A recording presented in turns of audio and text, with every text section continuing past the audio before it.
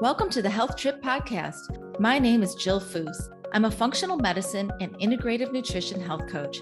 I created this podcast to bring you along as we travel down intriguing, science-packed roads, debunking old medical paradigms and perusing new innovative therapies and modalities with the finest functional medicine doctors, practitioners, and like-minded biohackers while living our best life. Enjoy the show. Hi, everyone, and welcome to another episode of the Health Trip Podcast. Today, my guest and I are diving into what it means to take control of your financial future, especially during and after menopause, when so much in life and in our priorities can shift. Financial health deserves a seat at the table alongside the other pillars of health, such as exercise, sleep, nutrition, and managing stress. For Gen X women like me, this stage of life should be about preparing for an empty nest and building financial security for retirement. These are our final years of our peak earning potential before we hit 67, the official full retirement age according to Social Security. But the reality is that menopause can quietly chip away at those plans. One study found that women in the United States between the ages of 45 and 65 spend roughly $3 billion a year managing menopausal symptoms. Another, published in the Journal of Occupational and Environmental Medicine, showed that women with menopause symptoms face much higher medical and pharmacy costs than other employees. A Mayo Clinic study estimates menopause symptoms lead to $1.8 billion in lost work every year in the United States. Menopause can be expensive, and it's time we start factoring that into our financial health. I'm thrilled to welcome today's guest, Dr. Barbara Provost, the founder of Purse Strings. Barb created Purse Strings after decades in the financial industry, where she saw firsthand how women were often underserved, overlooked, and talked down to when it came to money. Her mission is simple but powerful: to give women the financial tools, knowledge, and trusted connections they need to make smart, confident decisions with their money. Through Purse Strings, Barb and her team have built a nationwide community of women and financial professionals who are committed to changing how women experience financial advice. Her message is especially relevant for midlife women, those navigating menopause, career transitions, caregiving roles, and planning for the next phase of life. So sit back, open your mind, and enjoy learning about menopause and money. Welcome to the Health Trip Podcast, Barb. So glad to have you here. Thanks for having me. I'm excited to have the conversation today. Yeah, because, this is a conversation that far few women are having openly. We spend so much of midlife focusing on our health, right? Navigating those hormonal changes, aging parents, and kids launching. But financial health is part of this same story. And understanding how to manage money confidently through these transitions is essential for peace of mind and independence and long-term well-being, which is a lot of goals that midlife women and beyond have. And you have spent your career helping women reclaim their financial confidence. And that's exactly what this conversation is about. So I would love to start talking about why money can feel so emotionally charged for women in midlife in the first place. Sure. Well, there's so many reasons. First of all, it starts as children. I mean, our whole money story is really wrapped up in how we are and how we experienced money growing up. So, how was money discussed, or if it was discussed in our household? If it was talked about or not, if it was taboo or if it was openly discussed, if money was taboo, or if somebody brought it up and it was like, shh, we don't talk about it, or we don't talk about how much we paid for something or how much money we made, or if having those discussions led to arguments or fights, we don't want to talk about it then for sure, right? Yeah. So a lot of those kind of covert messages that we get when money was discussed or not discussed really becomes kind of woven into the fabric of our lives, if you will. And then not only our own family, but look at our community, look at our religion, look at all the marketing that comes our way and all the different money messages that are given to us as we grow up. They all make an impact, and we don't even realize that our knee jerk reaction today as women, if we haven't really unpacked it, really re- refers to how it was as we were growing up. So a lot of times we have to ask ourselves, where is this action or reaction or these feelings around money, where are they coming from? That is so interesting to me because when I went through my divorce at age 48 and I was married for 25 years, that was the trigger that led me to really start investigating my emotions around money. What was I going to do for a career? I was dependent, I was a stay-home mom for so many decades. Who was I going to depend on? I was going to depend on me, but how was I going to make that work? And I really, your comments really resonate with me in thinking about how it was for me when I was a kid, Yeah, and it's different for everybody. right? And if we don't, and think about when we get married or are in relationship with somebody else, if we don't really think about that or unpack that, the way that we both approach money can be so, so different. And then we wonder why we're kind of disconnected in that conversation because think about it, like I'm one of 13 children, right? Mm, Big, big family. So we had what we needed, but we didn't have any more. And now I'm married to a man that was one of three children that was raised in a very affluent neighborhood. So he never thinks about spending. And I always think about we shouldn't be yeah. spending, right? And so we approach the money conversation very differently. But learning and knowing this and having conversations about it, we know why. And so for many couples, they don't know why, but they haven't unpacked that yet. So it's really interesting to really think back about, where are these reactions coming from? It's also really intimidating to talk about money. I can just speak from my own experience, right? I'm getting divorced. Now I need to maybe find an accountability partner. Maybe that's a financial advisor or a financial health expert who can help me identify and connect with what do I have? What do I need to do? What's my long term plan? What are my short term goals?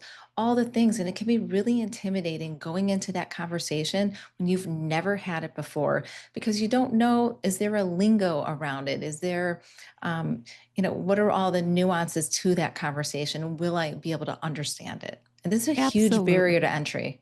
Absolutely. And let's be clear. Come on now. There is so much suppression around women and money. Yeah. Granted, there is not enough financial literacy, if any, today in school for young women or men. Mm, But if you look at the marketing, if you look at the language that's spoken to women versus men around money, if you hear the whole financial industry was built by men for men to work with men, and it's still that way today. And they always tell women, save, save, save. They tell men, invest, invest, invest. That's so different, right? Investing yeah. grows your money. Saving is just putting it in a piggy bank somewhere. Right. So let's just start there. And then all of the messages that come at us, like, you shouldn't be drinking that Starbucks. You're not going to go broke drinking the Starbucks, right? And no one teaches us money. It's like giving you keys to a car without ever taking any type of lessons. And it is intimidated. There are reasons for it. There's so much suppression around women and money. And that's why we created purse strings. All that stops here. It's ridiculous. Money does not need to be complicated. And all of that is a facade. Yeah, I always say that our financial health needs to be added to the pillars of health, right? We have exercise, we have nutrition, we have managing our stress, sleep, and then building a sense of community. But financial health needs to be right there with those because we're not going to be able to really obtain a lot of goals that cost money until we have a good relationship with our financial health. Yes, and then the financial foundations are the foundations to everything you just mentioned, right? Right. And as we're going to talk about, you can't have good health if you don't have good financial foundations to help Yep. support and pay for it. Yeah. So, how can women build a connection to finances and normalize this conversation around money and menopause? I mean, I can tell you, I'm not going out to lunch and talking about money with my girlfriends. They barely want to talk about menopause. I know Yeah. it's hard, right? It's because it's full of shame, it's full of guilt, it's full of I should have known. And we all have these terrible, terrible feelings, which are terrible to even have them. We should not own those feelings because they're not real. They're not true. Um, the reality is money is a tool. Unfortunately, there's a lot of emotion attached to money because money is sometimes self value, self worth. If you're not making money, you're not worth something. Stay at home moms feel like, gosh, I'm not bringing in the income, so I shouldn't be able to spend the income, which is baloney Yeah. because you're doing all of the other God's work at home that, you would pay hundreds of thousands of dollars for other people to do should you hire all those services out. Right. So it shouldn't be looked at that way in terms of the one who is the income earner is the one who's better or the decision maker or whatever. It's a partnership. So the first and foremost thing I would say is you need to understand where your money's going. And that's just simply what money is coming into your household and what money is going out in terms of what you're purchasing or paying on utilities and bills and things like that. And then also just learning how money works very foundationally and at a very simple way, like how money works in banks, how money works when you invest it, what are some simple terms on simple interest, compound interest, things like that. And once you learn those very simple terms, you will have a really good, solid working relationship of money. So, where can women go to learn all of these terms that you're talking about? Where can they go where they feel safe and comfortable, not intimidated, where they can really learn how money works? Well, that's why we built Purse Strings. Purse Strings is the go to resource for women when at any point in turn they have a financial question, concern, maybe they have a big transition in their life. They're either moving, they're getting divorced, they're suddenly widowed. They find, oh, I'm in a lot of debt. I need to learn how to pay this down.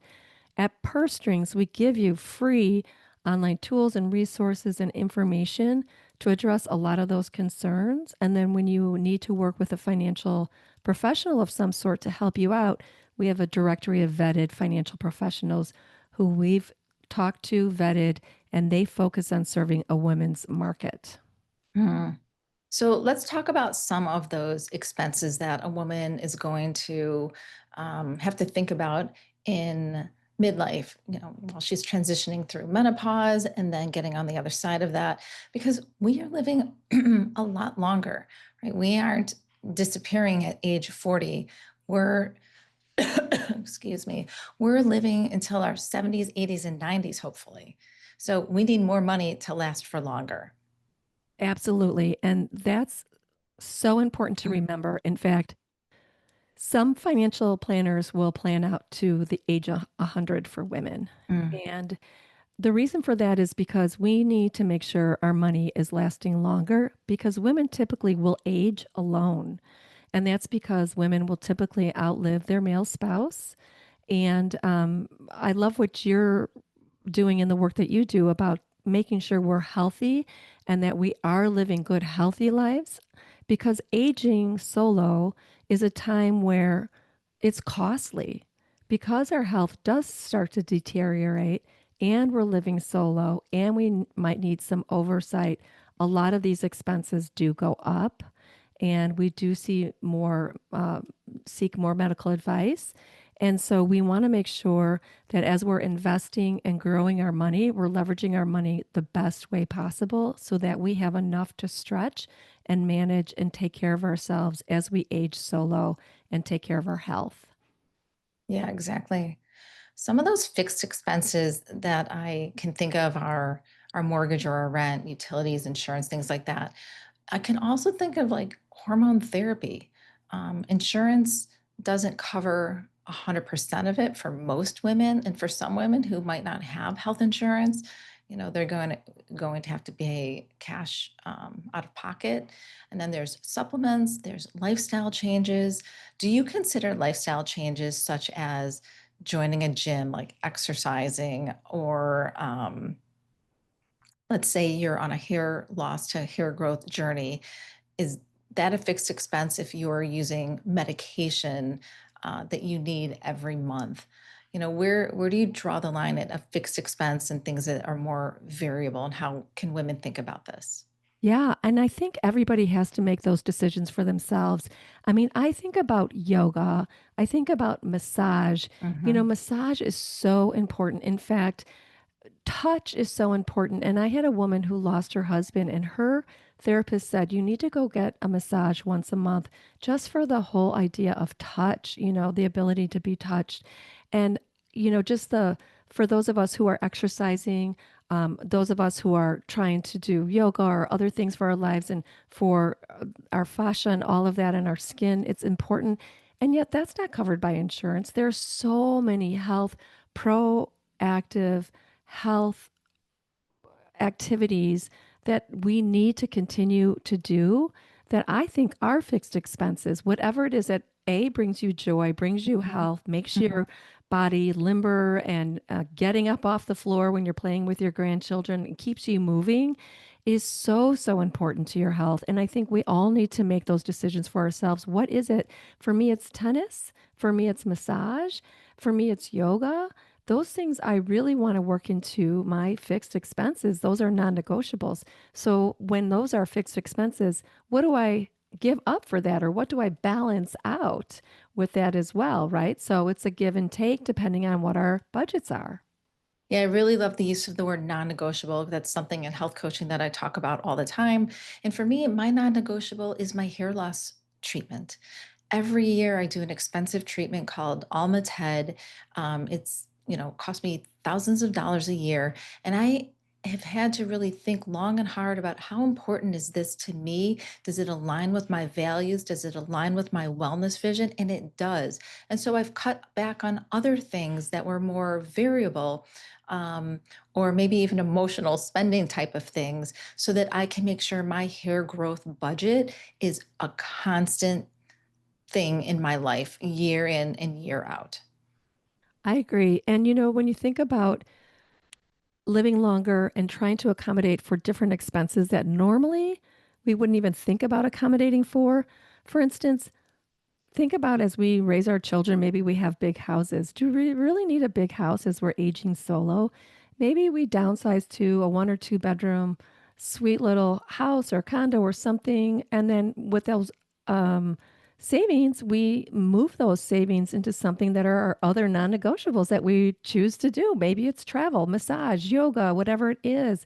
Maybe we love super cool glasses if we're wearing eyeglasses the rest of our lives and we like different pairs with different kinds. Maybe that brings us joy and makes us feel good about ourselves. With you, it's the investment in your hair. It's Mhm. different for everybody, but we need to, as we age and our desires change, our bodies change, things are changing, we need to also change and ebb and flow with our budget, our fixed expenses, and manage that how best brings us joy and security and health around what is going to make us best feel great as we age. Yeah, I just thought of another expense that I've just recently incurred. I just became a grandma 4 weeks ago. Yay, Yeah, congratulations. yeah, and he's already like a really expensive new addition. I No mean, doubt. I'm most happy to spend my money on him, but I'm thinking, wow, I have 5 kids. We just had our first grandson. I could have like 30 grandkids one day. Yeah, yeah. And those are expenses. So you have to really, Absolutely. things change as we age and we really have to Mhm. reprioritize. Yeah. I want to talk about emotional spending. This is something that many, many women are challenged with, young, midlife, and older women. Um, what can you tell us about emotional spending, how to help mitigate that behavior? Who might we need to bring on our healthcare team to help us? And what is the danger around emotional spending as we age?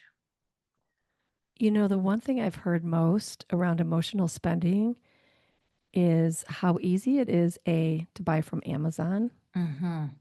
And let's face it, social media, scroll and purchase, they've just made it so easy. They've taken all the rub out.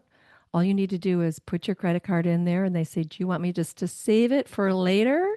And if you say yes, it's already in there. And anytime you want to buy something, you just hit buy and boom, it's at your door the next day. It's like this immediate gratification. Yeah. And a lot of women get into a lot of trouble. I've talked to a lot of women who say, financial professionals who say, I have to work with women who need a Amazon budget, or what they say is I'll put it in my cart and I'll leave it there for 2 days. And if I, after 2 days, don't need it, I will take it out of the cart. Like they have to manage that.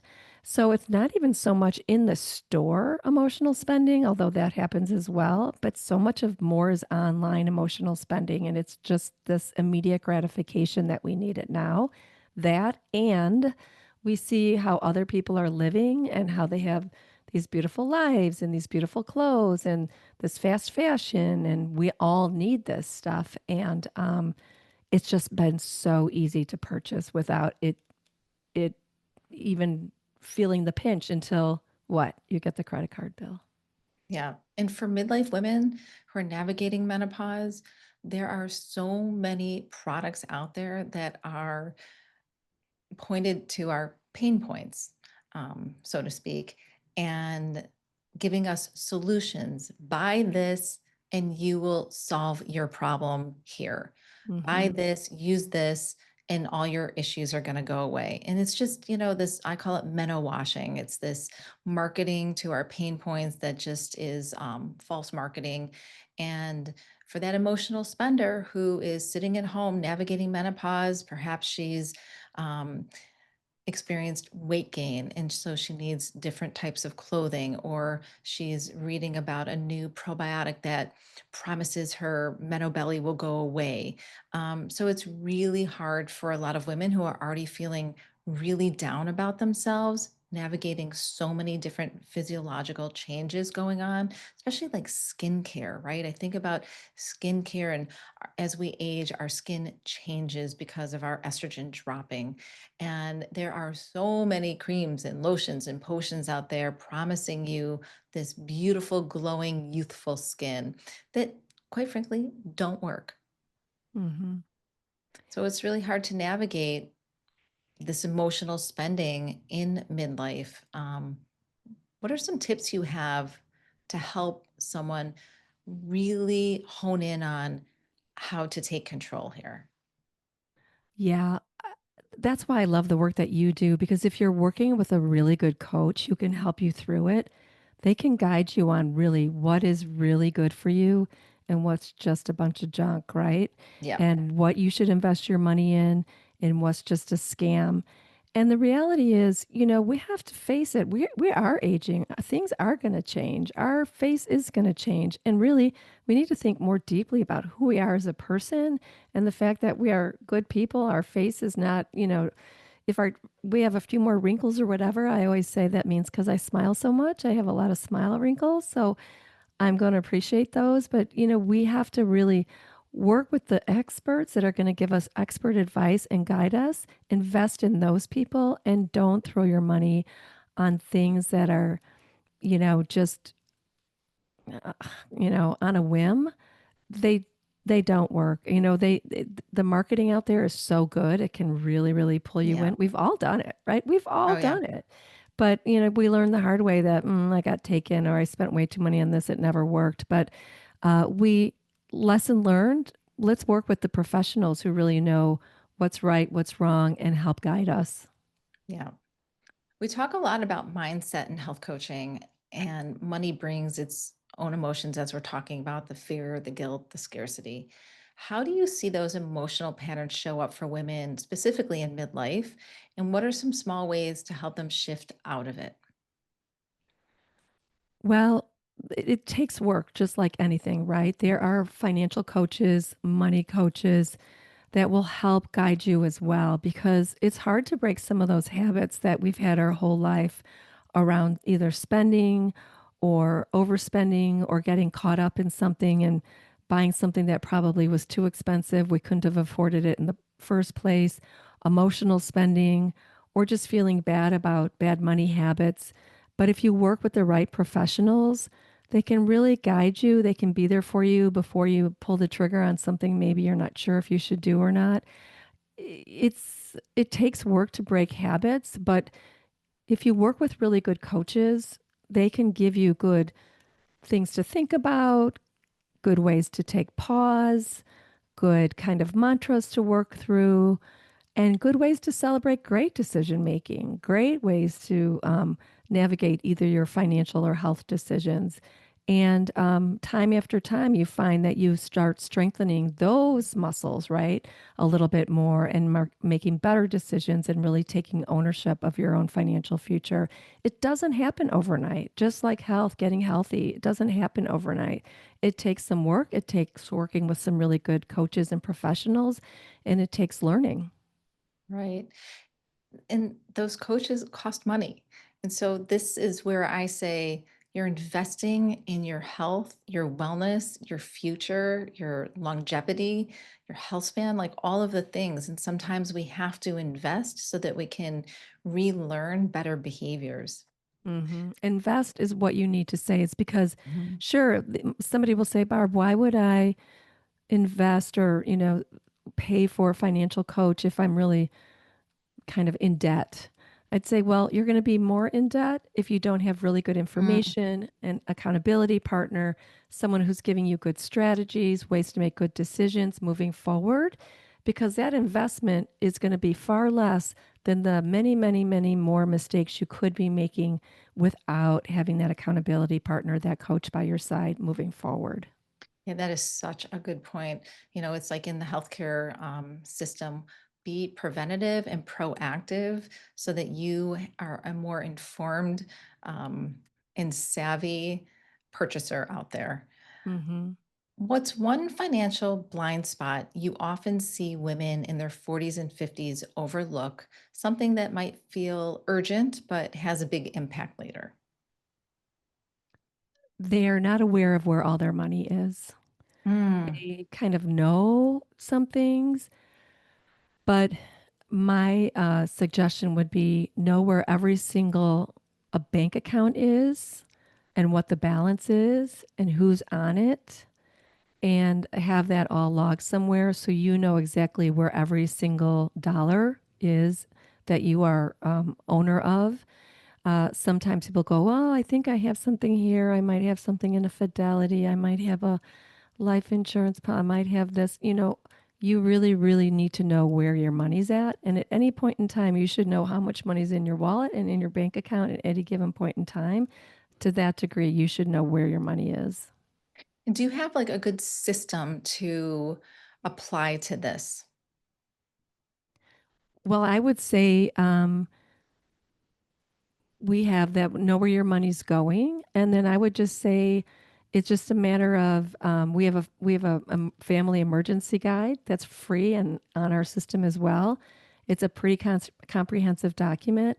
It has different sections, but one section is going through every single type of investment you might have or account you might have and listing that down. So you would have a checklist of where all the monies are, where all the accounts are, who the signages are, the account numbers, and everything. Yeah. So when I got divorced, I created a binder where all of my information lives, including, health insurance policies, life insurance policies, long-term health insurance policies, all of it, plus all of my accounts. And it's in a lockbox in a bank. And my oldest son is has a key to it and is a signer on it. So, if something happens to me, that's my biggest fear. If something happens to me, how will my kids know where everything is? And I think it has to be our responsibility to take care of that on our own and figure out what system my binder works for me. With all the documents, you might have a different system that works better for you. Um, but it's also good modeling for our kids. Mhm. Yeah. And that's what our family emergency binder is. It houses, it's like I said, pretty comprehensive. It's like 120 pages, but you can take that file, Go to Staples or Kinko's or somewhere, get it printed, put it in a binder, and you can go through that and you'll know everywhere from who your pet's veterinarian is Mhm. all the way down to, how you want to be buried is, in that document. And we say use that if you have aging parents, print that off and start opening that and having conversations with them. If you don't know where their documents are, if they don't have power of attorneys, if they don't have, documents, life insurance policies that you need to know about if they're aging. So it's a really good document to have open the dialogue about. Like, hey, mom, if you're going on vacation and something happens to you, I should probably know this information. Let's sit down and write this out together. So you're right. You need to not only document it, but share it with the right people who know that they need to have access to it should something happen to you. And I'd like to bring another piece of awareness to attention here. Two-thirds of the Alzheimer's disease and dementia cases in the United States are women. Mm. We get it much more than men. And so, if that is something that's in your family history, even more of a reason to be on top of this financial story of yours to make sure it's organized, legible, so that your family members can take action if they need to. Right. And that's why we need to start talking about money within our families, Yeah.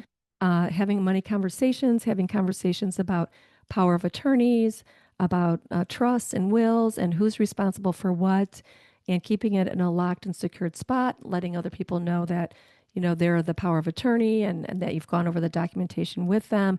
You just need to be open about these conversations because if not, then you're just going to leave your family in a very place of distraught where they're going to have to try to figure things out on their own. And it's going to be very difficult for them as well. Yeah. So, once a woman has identified her financial story or her history and reconnected with her financial health, she's mapped out some financial plan, she's brought on accountability partners, she's really taking control of this area of her life. What could be some next practical steps for her um, to continue her financial story? Right. Well, once you get kind of your financial ducks in order, if you will, you do want to make sure that you know for yourself what are you saving and investing all of your hard-earned money for. Sometimes women don't even know. They're just told save, save, save, save, save, and they pile money. But nobody's ever asked them, like, what does your retirement look like for you? If you were to draw a picture, what does that look like? Jill, for you, is that rolling around on the floor with your grandchildren? Or is it traveling the world? Because those expenses might be quite different when you're thinking about retirement. So you really need to think, what is it that you want to do in your retirement? And they always say when you start retirement, those are your go-go years where you're going and doing a lot. And then as you age, Mhm. it's your no-go years, right? So you're going to be more uh, stabilized in one place or two. So, but you need to really draw out what does that look like for you, and then you want to make sure you're working with an advisor that's providing really good investment advice, so they can plan that accordingly with you. Like the other thing is when I make financial decisions, who else am I considering when I'm making these decisions? Is it Mhm. just me? Is it me and my children, or is it me and my children are independent, but I might have a special needs child, or I might have a sister who's independent, or I might have, some community that I'm really involved in. Maybe I have a non-for-profit that I volunteer for, and that's important to me. Who else is important to me when I'm making financial decisions? Because you need to know who else is in your realm, in your community, in your world as you're making financial decisions. Because as you write your will and your trust, you want to make sure that you're encompassing all of that and that you're making investments and financial decisions accordingly. Yeah, very good advice. So let's say there's a woman listening today and she is facing a lot of debt right now in her life, but she's in menopause. She is choosing to use menopause hormone therapy. She might have to pay a little bit out of pocket for that. And there's other expenses. She wants to do supplements. She might want to join a gym or maybe pay for an online subscription somewhere to work out at home. She has all these things she wants to do because her financial vision is to have all these things that you're talking about, right? The freedom to make choices to go and live her best life. But she has a lot of debt. So How should she approach balancing all of that?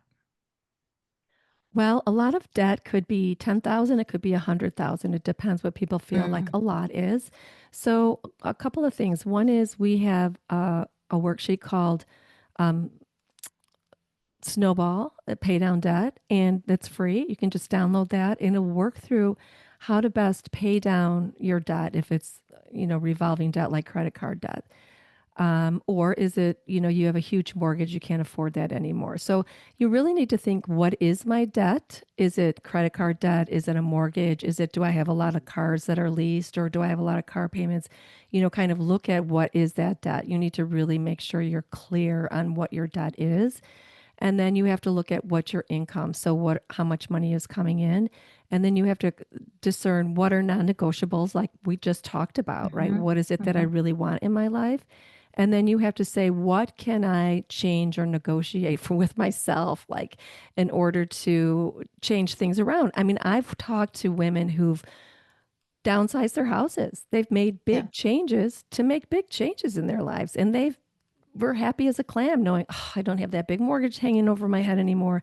And now I can do all these things that I really want to do. Or they've sold a few cars, or, if they've moved to a different neighborhood. So big changes can make big changes. Giving up your Starbucks is not going to help you pay down your debt. So it all depends. If you're really in a place where it's unmanageable, I say find a financial coach who can help you put processes in place to help you say, we're not going to just put all your money towards your debt. We're going to look at how much do you have in debt? What is the interest rate? What are the payments? What's coming in? What are your non-negotiables? And let's make a strategy and a plan for you so that you can get what you want and you can pay down this debt and it's manageable for you. You Mhm, might have to tighten your purse strings for a while, right? To pay down mhm. some debt.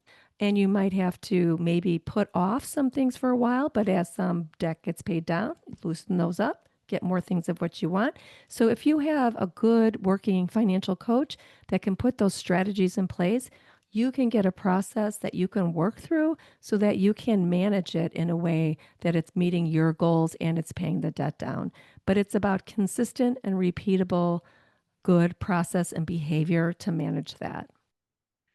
If you were to write a quick financial wellness prescription for women in midlife, what 3 actions would it be on? It would be on completing this document, where's my money going? So you know what money's coming into your household every month and what are your expenses going out every month. Looking at that, you will see if you're in the black, meaning you have more money coming in than going out, or you'll see if you're in the red. So, you have more money going out than coming in, right? Nonetheless, the second step would be look at all the money that's going out and really assess, do these align with my values? Do I still need Mhm, this? Is this still important to me? Did I even know I was spending it on this? For instance, applications that you don't use anymore, gym memberships you don't use anymore, yeah. whatever it might be, something that's revolving that you forgot you weren't doing anymore, or maybe way too many Uber Eat deliveries or something like that that are costing you a lot of money. So make really good conscious decisions on what stays and what goes. And then the third thing is making sure you have an emergency fund set up. So an emergency fund should start with at least $1,000, but up to 3 to 6 months, they say, of income should you lose any income or your job to cover expenses for 3 to 6 months. And that emergency fund is for whatever it is to you that is an emergency. All of a sudden somebody's sick, you need to jump on a plane. Your four tires go flat. Your dog needs an emergency surgery. Things that are really unexpected that you need to pull money from and you don't want to put it on a credit card. You want to make sure you're pulling from your emergency fund. So you need to continuously add to your emergency fund as well. So I would say those would be the first three foundational things I would suggest. Yeah, those are great ideas. I love that. Um, Women who are working right now are finding it really difficult to navigate menopause and be productive at work. A lot of corporations are instituting now better menopause policies. If someone needs to work at home more often, take days off, they're bringing in healthcare that's supporting menopause, educating, maybe providing hormones as well on the insurance plan. But there are some women who, part of navigating this midlife time, they want to change their career. They're not happy in what they're doing anymore. They want to reclaim and reinvent themselves. How do you see that affecting their relationship with money? I think it's fantastic. Yeah, I I think do if too. people are not happy, hey, find out what's going to make you happy. I know Mhm. a lot of women that say, I'm a career changer, right? I had a woman who said, I used to be a nurse, an ER nurse, and at age 40, I decided to become a financial advisor. And she's a very diligent, hardworking woman, and she knocked it out of the park. And so many people said to her, what are you doing? You should just stick with nursing. That's what you know. Why are you doing this? She said, if I had, a dollar for every person who told me I was crazy. And you know what? She's a multimillionaire now. You need to Mhm. find joy. I mean, midlife is not the time to start thinking about my life is over. Your life is taking off, and I think if you are not happy, there's no reason not to be not happy the rest of your life. You need to find joy in what it is that's going to bring you, um, something that challenges you, that brings you something that's, new life, if you will, that's breathed into you, maybe new education, a new skill set, new people. I think it's a fantastic time to find a new career. Yeah, I couldn't agree more. In fact, at 48, I found a whole new life for myself. Um, so if anyone tells you it's too late in life to make changes, big changes like that, you know, do not believe that. Don't Nope. stop there. Go for your dream. I mean, Yep. I recreated a community for myself, a career that supports my life. So I feel very fortunate that I was able to pick myself up and really move forward, and not without a lot of accountability partners along the way, a Hmm. lot of friends, a lot of people that I met in a new community, such as going to women's networking groups. That was amazing. I showed up and I was like, I don't know what you guys are talking about. Could someone just break this down for me? And they were so kind and so generous and so giving with their time. And so, always asking for help, which is something that a lot of women have a hard time doing because that's just part of how we're wired. Um, there is a lot of room for us left to grow in this second act of our life. So I really love that and encourage anyone to uh, pursue their dream. I mentor a lot of health coaches, and I can't tell you how many health coaches that I mentor are coming from corporate America. And Hmm. they're all ages, but they could be in their 60s too. And I've even mentored a couple 72-year-old health coaches who are like, I don't want to do what I was doing anymore, and I still want to work and dip my toe in life, and this is the direction I'm going. So it's really wonderful to see more and more women making that change. Absolutely. I agree. Yeah. Well, Barb, thank you so much for all of your expertise here. It was a really inspirational talk. There's a lot of work to do. This is not something that women should take lightly. I think there's a lot of intentional sitting down, and I would love to get the links to all that you were talking about, all of the forms and Hmm. um, different programs, so women can really set that time up to do the hard work, because nobody really wants to sit down and do this, but we have to. And it's very empowering. You'd be surprised. Yeah. Once you get in charge of your finances, it's very empowering and you're in control. Like we say, you're in control now. You can do and live the life that you want because now you're in control of all of your finances. Yeah. Yeah. Thank you so much again for all of your time and your expertise. I My hope everybody pleasure. enjoyed it. Until next time, thanks for joining on the Health Trip Podcast. Thank you for joining me. I hope you enjoyed the podcast. Lifestyle changes can be hard and overwhelming to make. By building your support team of functional medicine doctors, therapists, and health coaches, you can reach your optimal health goals. Be sure to check out my other podcasts. Until we meet again, stay healthy.